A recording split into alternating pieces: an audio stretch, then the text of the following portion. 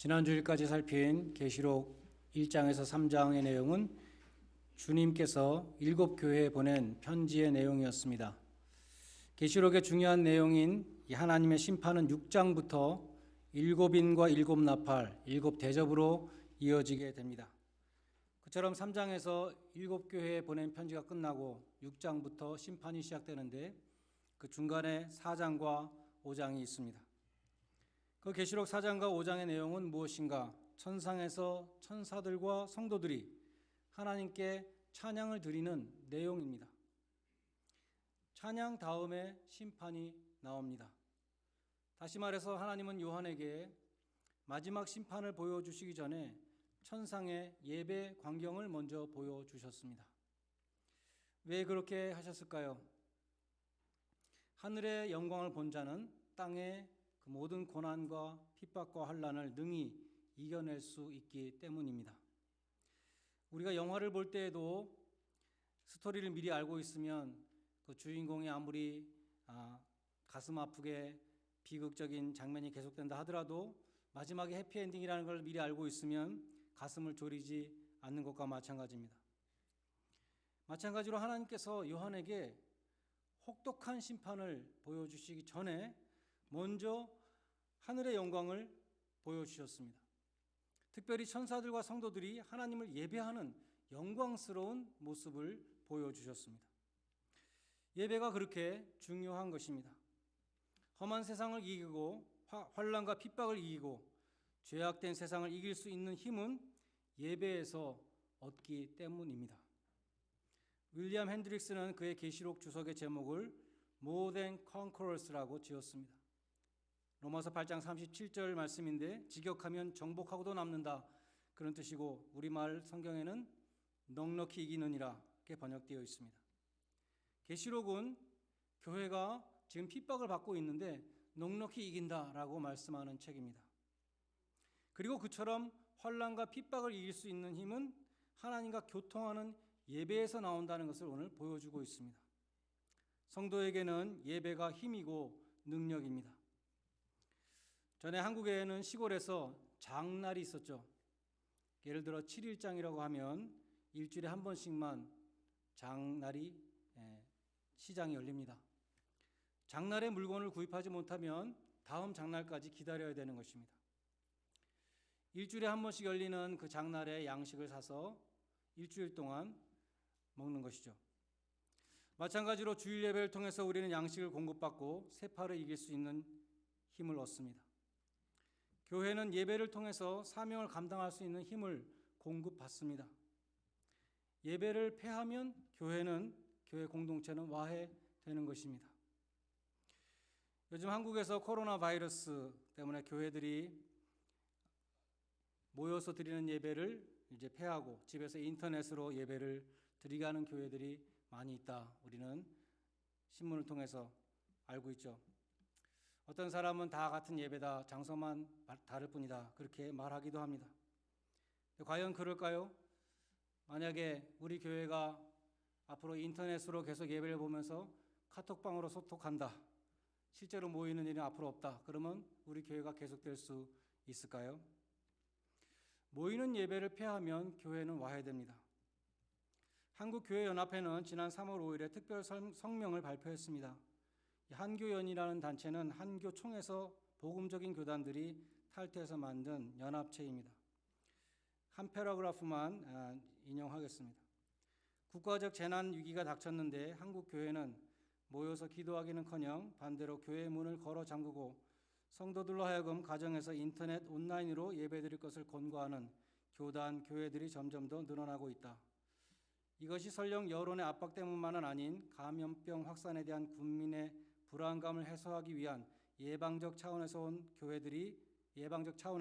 온 교회들이 자발적으로 동참을 결정한 것이라 하더라도 모이기를 피하는 어떤 사람들의 습관과 같이 하지 말라고 하신 히브리서 10장 24절 말씀에 비추어 과연 옳은 일인지는 하나님께서 판단하실 것이다 라고 성명을 발표했습니다. 또 어제는 경기도지사가 모든 종교 집회를 전면 금지하는 긴급 명령을 검토하고 있다고 발표했습니다. 그러니까 경기도에서 목회하신 어떤 목사님이 이렇게 항의했다 그래요. 그러면 왜 술집과 나이트클럽은 전면 금지하지 않습니까? 수만 명의 교인이 출석하는 새 에덴 교회도 경기도에 있는데 거기 소광성 목사님은 페이스북에 이렇게 글을 올렸습니다. 신천지 신도만 교회에 오지 않는다면 교회를 통한 코로나 감염은 거의 없다고 생각한다. 최소한의 예배마저 막는다면 버스, 전철, KTX 등 대중교통, 그리고 식당, 그리고 마스크를 사기 위해 밀착해서 줄을 서 있는 행렬은 어떻게 해야 하느냐 이렇게 반문했습니다. 미국에서도 이제 선거철을 앞두고 지금 각 정당들이 민주당, 공화당 대규모 집회를 열고 있습니다. 교회가 그런 정당의 집회들보다 먼저 모임을 폐하면 안 될 것입니다. 미국에서는 매년 플루로 수만 명이 죽습니다. 지난 10년간의 통계를 보면 적게 죽은 해에는 12,000명이 죽었고 많이 죽은 해에는 69,000명이 죽었습니다. 이번 겨울에도 지금까지 16,000명이 플루로 죽었다고 합니다. 물론 독감과 코로나 바이러스는 몇 가지 면에서 다르지만 사람들은 플루 바이러스 때문에 몇만 명이 죽었다 그래도 놀라지 않습니다. 또 플루 독감 때문에 교회가 문을 닫지도 않습니다. 저는 매일 새벽마다 기도하는 것이 있습니다. 여러분도 기도에 동참해 주시기를 부탁합니다. 우리 교회가 예배를 닫는 일이 없도록 꼭 기도해 주시기를 바랍니다. 또 사순절 40일 새벽 기도에 지금 열흘 지났죠. 앞으로 부활주일까지 30일이 남았는데 이 기도에도 끝까지 완주할 수 있도록 또 기도해 주시기를 바랍니다. 나아가서 속히 전염병이 지나가게 하시고 병상에서 고통받는 분들 치유를 위해서 기도할 수 있기를 바랍니다. 그리고 우리 교우님들, 한국에 가신 교우님도 계시고 우리 부모님들 또 온 가족들 건강을 지켜주시도록 우리가 기도할 수 있기를 바랍니다. 다시 본론으로 돌아가서 오늘 이 살펴본 이 예배의 장면 계시록 4장에서 가장 중요한 단어는 무엇인가? 그 단어는 보좌라는 단어입니다. 우리가 즐겨 부르는 찬양 가운데 우리 보좌 앞에 모였네 그런 찬양 있잖아요. 함께 주를 찬양하며 이 하나님 보좌 주변에 천사들과 성도들이 찬양하는 모습을 오늘 본문은 보여주고 있는 것입니다. 보좌라는 단어는 계시록에 37번이나 나오는데 오늘 읽은 4장에 13번이 나옵니다. 요한이 하늘에 올라가서 성령에 감동되어서 처음으로 본 것이 보좌였다는 것입니다. 그리고 그 보좌에 앉으신 이가 있었습니다. 그분이 하나님이시죠. 하나님은 그 모습을 구체적으로 묘사할 수 없습니다. 만약에 하나님이 이렇게 생겼다라고 묘사할 수 있다면 그것은 우상이 되겠죠. 요한은 보좌에 앉으신 하나님의 임재를 두 보석으로 표현을 했습니다. 앉으신 이의 모양이 벽옥과 홍보석 같더라.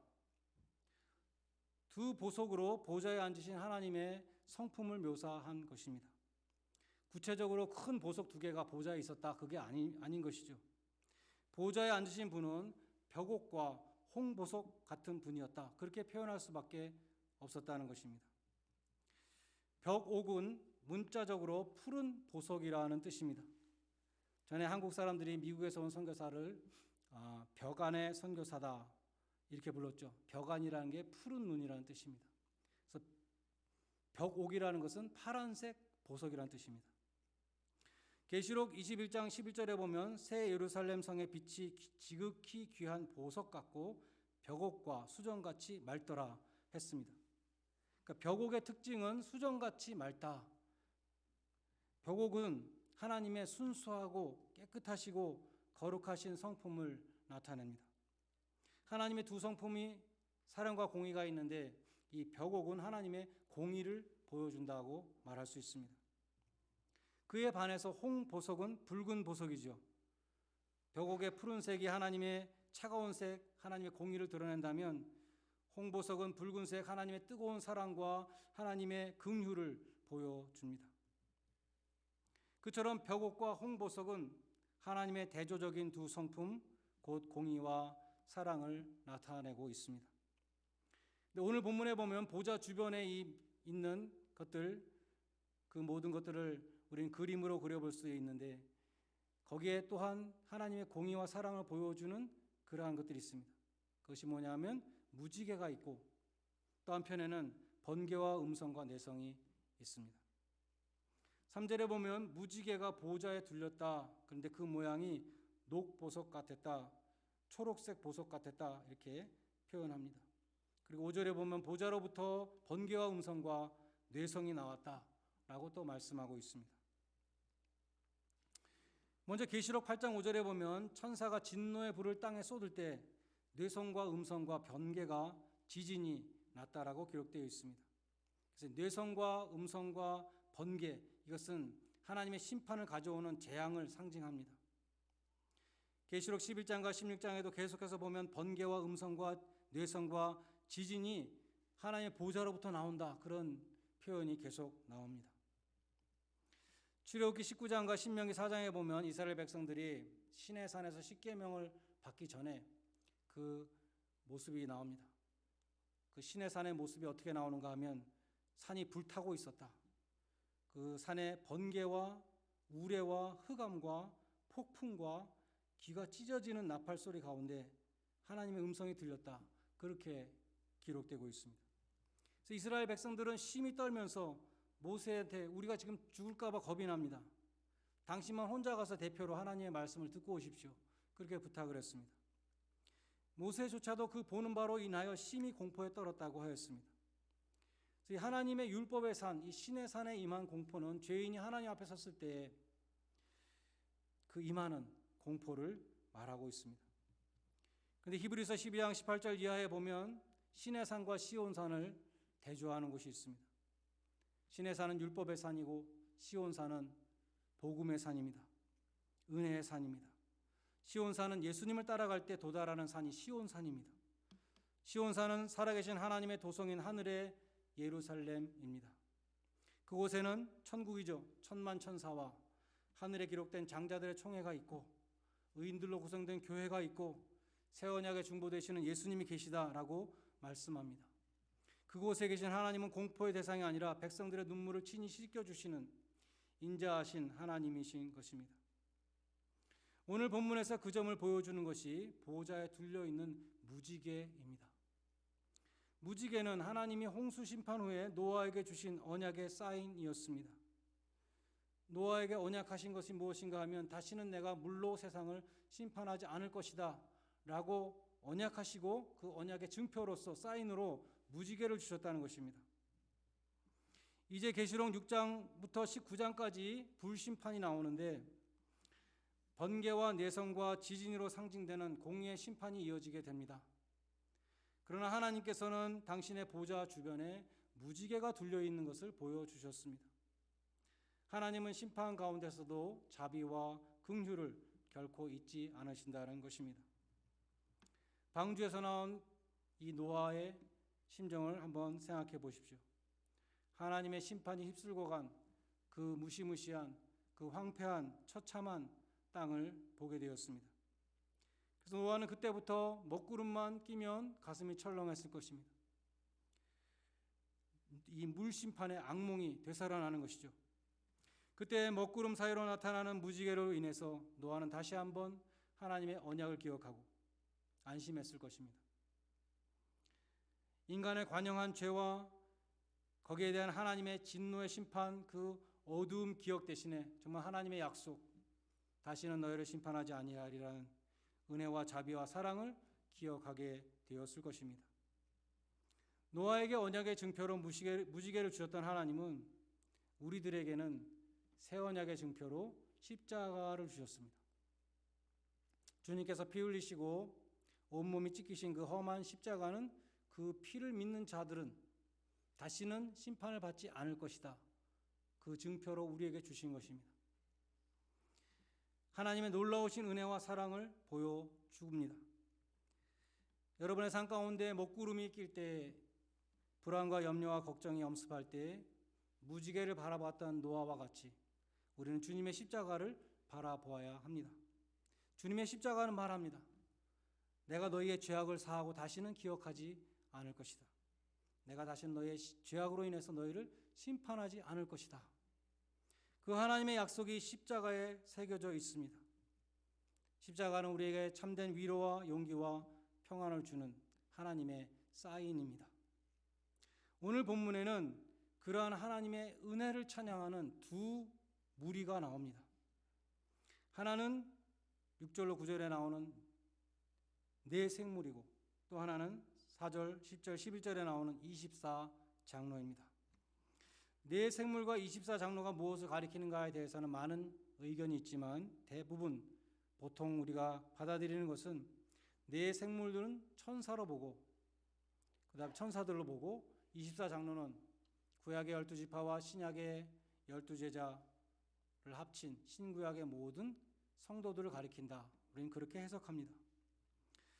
먼저 네 생물을 천사들로 보는 근거는 에스겔서 1장의 네 생물입니다. 에스겔서 1장에도 네 생물이 나오는데 거기 보면 각각 얼굴을 4개씩 갖고 있다고 그랬어요. 앞뒤 좌우로 4개의 얼굴이 있는데 앞은 사람의 얼굴이요, 우편은 사자의 얼굴이요, 좌편은 소의 얼굴이요, 뒤는 독수리의 얼굴이라 그랬습니다. 오늘 계시록 4장 7절에 나오는 이 네 생물도 4가지 얼굴인데 하나의 얼굴씩 가졌죠. 한 생물이 하나의 얼굴씩 가졌지만 사자, 송아지, 사람, 독수리 같은 얼굴들입니다. 에스겔에서 본 이 생물은 각각 4개씩 얼굴을 갖고 있고 계시록에서는 하나씩만 얼굴 갖고 있었지만 그 네 모양으로 똑같이 나타나고 있는 것입니다. 그리고 에스겔에서 10장 20절에 보면 네 생물은 그룹들이라고 이렇게 말씀합니다. 그룹이라는 것은 하나님의 보좌 가까이에서 수종을 두는 천사들을 가리킵니다. 또 오늘 본문 8절에 네 생물에게 6날개가 있었다. 그렇게 기록되어 있는데 이사야 6장에도 보면 이사야서 6장에 보좌에 앉으신 이를 찬양하는 스랍들이 있는데 그 스랍들이 또 날개가 6개씩 있었다. 기록되어 있습니다. 이 스랍도 하나님의 보좌에 가까이에서 수종두는 천사들이었습니다. 그래서 계시록에 나오는 오늘 본문에 나오는 이 네 생물은 하나님의 보좌 가까이에서 수종두는 천사들이라고 볼 수 있습니다. 그 천사들이 하는 일은 밤낮 쉬지 않고 하나님을 찬양하는 것이다. 거룩하다 거룩하다 거룩하다 주 하나님 전능하신 이여 전에도 계셨고 이제도 계셨고 장차 오실 자라 하면서 영광과 존귀와 감사를 보좌에 앉으신 이에게 돌려드리고 있는 장면을 보여주었습니다. 오늘 본문에는 천상에서 찬양하는 또 하나의 무리가 있는데 24장로입니다. 이들은 신구약에 구원받은 성도들을 가리킵니다.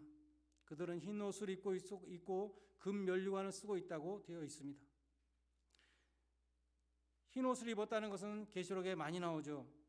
예수님의 피에 씻어서 정결케 된 사람들, 구원받은 성도들은 예수님의 피로 죄 씻음을 받은 그러한 흰 옷을 입은 자들로 나옵니다.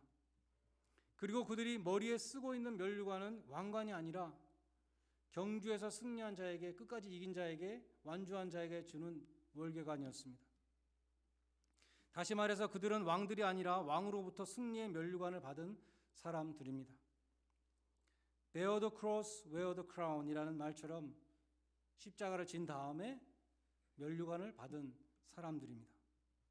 그런데 특이한 것은 그 사람들이 찬양을 하면서 그 면류관을 벗어서 보좌 앞에 던졌다는 것입니다. 10절에 보면 24장로들이 보좌에 앉으신 이 앞에 엎드려 세세토록 사시는 이에게 경배하고 자기의 면류관을 보좌 앞에 던지며 찬양했다라고 기록되어 있습니다. 면류관을 주신 분께 다시 면류관을 반납하며 찬양하고 있습니다. 우리는 이런 상급을 받을 자격이 없습니다. 영광과 존귀와 능력은 오직 하나님께서 받으소서라고 그런 자세로 찬양하고 있는 것입니다. 면류관을 보좌 앞에 던지며 찬양하는 성도들의 모습은 진정한 예배자의 모습을 보여줍니다. 하나님 앞에 무엇인가를 우리가 내세운다면 진정한 예배자가 될 수 없습니다. 우리가 진정한 예배를 드리려면 가장 먼저 자신을 부인해야 합니다. 나의 계급장을 다 띄고 하나님께서 나에게 주신 면류관도 다 벗어버려야 하는 것입니다. 그래야 하나님께만 온전한 영광을 돌릴 수 있습니다. 마지막으로 우리는 하늘의 보좌, 그 보좌는 비어있지 않다는 것을 기억해야 합니다. 보좌에 앉으사 만유를 통치하시는 분이 분명히 계시다고 말씀하고 있습니다. 당시에 황제 숭배를 강요받으며 원형 경기장에서 사자의 밥이 되어야 하는 사람들이 하나님은 지금 어디에 계십니까? 라고 하나님은 지금 내가 이렇게 당하는 것을 알고 계십니까? 보고 계십니까? 그렇게 기도하는 사람이 있었을지도 모릅니다. 또 많은 초대교회 교인들이 하나님이 살아계시다면 우리가 왜 이렇게 핍박을 받고 있는가? 그렇게 생각했을지도 모릅니다. 그런데 요한을 통해서 보여주신 것은 하나님이 보좌에 앉아서 통치하고 계시다. 지금도 통치하고 계시다. 그것을 보여준 것입니다. 우리가 즐겨 부르는 찬송 가운데 Our God Reigns라는 곡이 있죠. 한국말로는 주 다스리시네 이렇게 번역된 찬양이 있습니다. 제가 오래전에 번역한 책이 있는데 거기 이런 실화가 있습니다. 1984년에 3월 달에 데이빗 왓슨이라는 젊은 목사가 죽었습니다. 그는 설교와 글을 통해서 많은 사람들이 은혜를 받았는데 그는 겨우 40대에 죽었고 도대체 하나님은 그처럼 훌륭한 젊은 목사를 왜 그렇게 일찍 데려가셨을까? 사람들은 의문을 가졌습니다. 그 사람이 살아있었다면 앞으로 많은 좋은 일을 했을 텐데 어떤 사람들은 그럴 때 하나님이 사랑하는 자를 일찍 데려가신다 그렇게 말하기도 하죠. 이 데이빗 목사님은 살아있을 때 예배 시간에 교인들을 다 이렇게 세워가지고 Our God Reigns라고 외치게 했다는 것입니다. 하나님이 통치하신다. 다 일어나라 그러고 그것을 외치라고 했다는 것입니다. 왓슨이 죽고 일주일이 지난 다음에 성공의 신부인 존 콜린스라는 사람이 자기 자신의 교회에서 성만찬을 집례하고 있었습니다. 이 존 콜린스 목사님은 데이빗 왓슨을 그리스도에게로 인도한 분이고 데이빗 왓슨의 멘토였습니다. 그는 큰 슬픔 가운데 이 데이빗 왓슨에 대해서 회고했습니다. 내가 정말 마음이 아프고 그를 정말 그리워한다고 말했습니다. 그렇지만 나는 어린 양의 혼인잔치에서 천국에서 그를 다시 만나게 될 것이다. 이런 얘기를 다 한 다음에 약 2,000명에 이르는 그 모든 회중에게 다 일어나라고 하고 바로 데이빗 왓슨이 했던 것처럼 Our God reigns 3번을 크게 외치라고 시켰습니다. 당시 그 자리에 있었던 사람들은 그것이 자기 생애에서 가장 감격적인 체험 중에 하나였다고 말했습니다. 수많은 사람들이 한 목소리로 우리 하나님이 통치하신다라고 외쳤습니다. 그리고 일제히 박수를 터뜨렸습니다. 그 박수는 조금처럼 그치지 않았습니다. 박수가 그쳤을 때 교회당 안의 모든 사람들은 울고 있었습니다. 오직 하나님이 홀로 통치하신다. 그들은 선포했습니다. 무슨 일이 일어나건 상관없이 하나님은 지금도 통치하고 계시다라고 선언한 것입니다. 그것을 진실로 믿는 사람들은 어떠한 역경도 능히 감당할 수 있는 힘을 갖게 되는 것입니다. 하나님께서 하늘 보좌에서 통치하십니다. 요한계시록을 받았던 당시의 크리스찬들 뿐만 아니라 어두움을 통과하고 있는 모든 성도들에게 보여주시는 천국의 모습, 영광 받으시는 그 하나님께서는 지금도 보좌에 앉으셔서 통치하고 계시다는 것입니다. 로마 황제가 통치자가 아니고 공중에 권세 잡은 마귀가 통치자가 아니라 오직 하나님이 통치하십니다. 그 사실을 깨닫고 믿는 자들은 하늘이 무너져도 절망하지 않습니다. 여러분 모두가 어떤 환경 속에서도 보좌에 앉으사 만유를 다스리시는 그 하나님께 영광과 존귀와 감사를 돌리며 예배드리는 그러한 복된 성도들 되시기를 주님의 이름으로 간절히 축원드립니다.